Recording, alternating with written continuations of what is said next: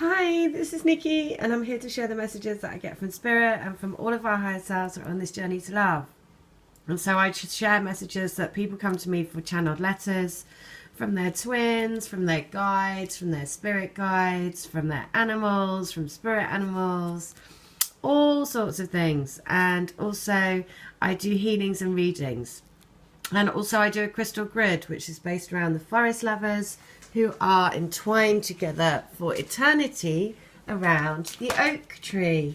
And I'll just show you, this is a picture of the crystal grid, and these are the forest lovers.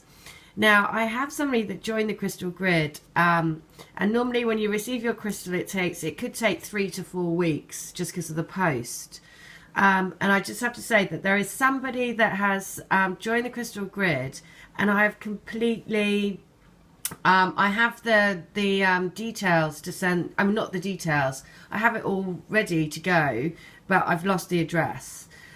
So if you have ordered to join the crystal grid in the last sort of like month and you haven't received your crystal, please contact me, because I'm really sorry, but I can't find your details to send you the crystal grid. So if that is you, then please do contact me. And so the message today is about the twins really want you to be their superhero, but a new kind of superhero. And the reason why this message came up today is that, it's always, somebody had made a comment on a video that I had done, which said about the movie Hancock. And I didn't know what that film was, so I just went in to have a look at, look at a clip. And it's basically Will Smith, and he is a drunken superhero. Which is why it's so lovely, because for all of us who have twins that suffer from addiction issues and drink issues and all of those things, I thought it was such a lovely way of saying, even, that basically that Hancock is a drunken superhero. So it's completely to see beyond the addiction and to see beyond those, to see the superhero that lies within. And it was a beautiful message to get, because I thought, you know what, the wonderful thing about this journey is to really love all of those imperfections, and those are what make us who we are. And so therefore it's loving that in yourself as well, which is why it was such a beautiful message.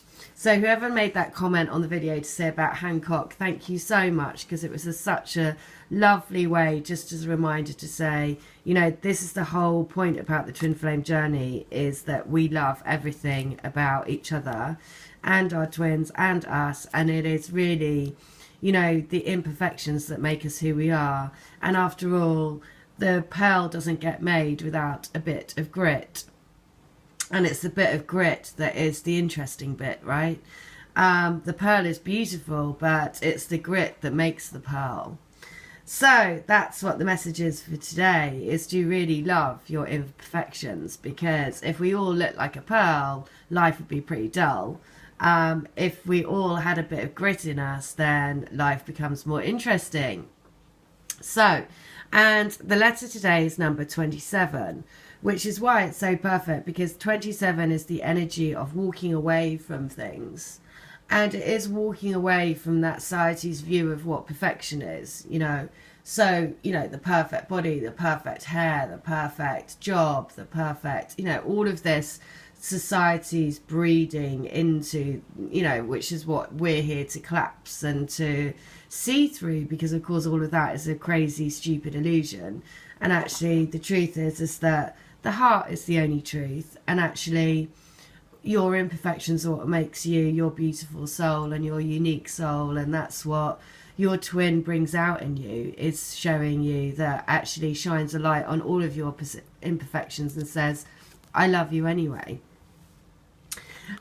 Well, not even anyway, I love you because of that, right? Because actually that's where you can be incredibly compassionate for their journey. Because like I keep saying, which is a recurring message that has been coming up over the last few days, is whatever they are doing and whatever situations they're in and karmic situations, it isn't to do it to hurt you. It's to do it because they have lessons that they still need to learn for their soul growth and their soul journey. And so it's about really being compassionate about that, and understanding that you're actually doing it as a team and working together. And the more you can be compassionate on the journey, the more you can be non-judgmental. Because that's the other thing. I find that there is quite a lot of judgment from let's say the people that are watching these videos, so whether it's the feminine or whatever you want to call it, but basically that kind of like, I've done all my work and what are they doing kind of thing. And it is very judgmental. And, you know, that is the one thing that we are breaking down.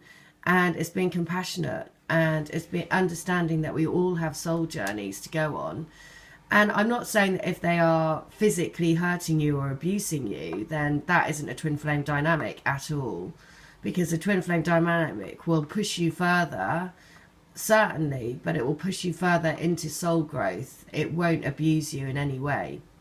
So there is a very, you know, there's a big difference between somebody that is maliciously trying to hurt you, which is not a twin flame, and somebody that is, you know, basically doing their own thing. And it may be because they're suffering themselves that they are generating behaviour that, unless you are very aware and compassionate for their soul journey, you can perceive it to be hurting you. But of course it's not.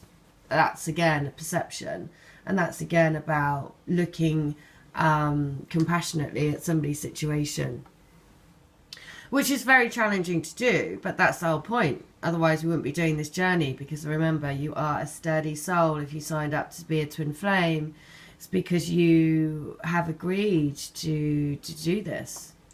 And so number 27 in the books is this, which is this. So, why are you questioning how I feel about you? Don't question yourself, and don't question our connection. Why bring doubt into such a beautiful knowing in the deepest part of you? Don't listen to doubt, because we will feel that within each other. Remember that we are here to anchor in love, and if you waver, I waver. Stay focused on the goal. Stay focused on our hearts. If I seem distant, it's because I'm working on my things and coming to terms with this connection, this deeper meaning of everything. It's a whirlwind, and sometimes I get whipped up in the edge of the storm. But know that we are each other's home. We are each other's safety. Our souls are changing to come back together. Keep following the path of love. Well, and exactly what I was just saying. You know, your souls are on a journey. Your souls are on a journey back to each other. And so therefore, honour each other's soul journey on the way back. Letter 27 in the second book is this. That I'm crying inside for you. That I'm having to hide all my innermost feelings. That I'm sick of living a false life. Living a lie is eating me up inside. My heart, I can feel, is physically hurting me, and I know it's because I want love. My heart is aching for true love. My heart is wanting to come back to you. It's been woken from a slumber, more of a coma. I've been in a coma, I realise, my whole life. Just getting by, not really living. Just getting through the days and enduring the nights. I realise now that I've been lonely my whole life until I met you. It's you. You are the one that my heart, soul and body ache for. You are the one that is waking me up out of my self-inflicted coma. You are the one. So, big heart openings, big like, I don't want to live this life anymore. Letter 27 from the third book is this. My darling, I wish that I had said and done things so differently right from the start. I know that hindsight is a wonderful thing and we shouldn't carry regrets with us. But if only I had woken up to my heart sooner. If only I hadn't let myself be consumed by fear.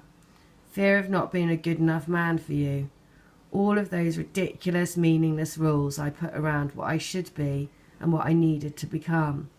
When actually, I should have known that you make me the man I am and the man I want to be. It's you who makes me who I want to be. In your presence, we can both shine with our love. Ah, you see exactly what I'm saying. Exactly like that Hancock movie. He's a superhero. He's a superhero. Basically a drunken superhero. It's just perfect. It's perfect. We're moving out of these, you know, things around what men think they need to be this superhero person. And actually, being a true superhero is showing all of your true colours and being vulnerable and living with an open heart.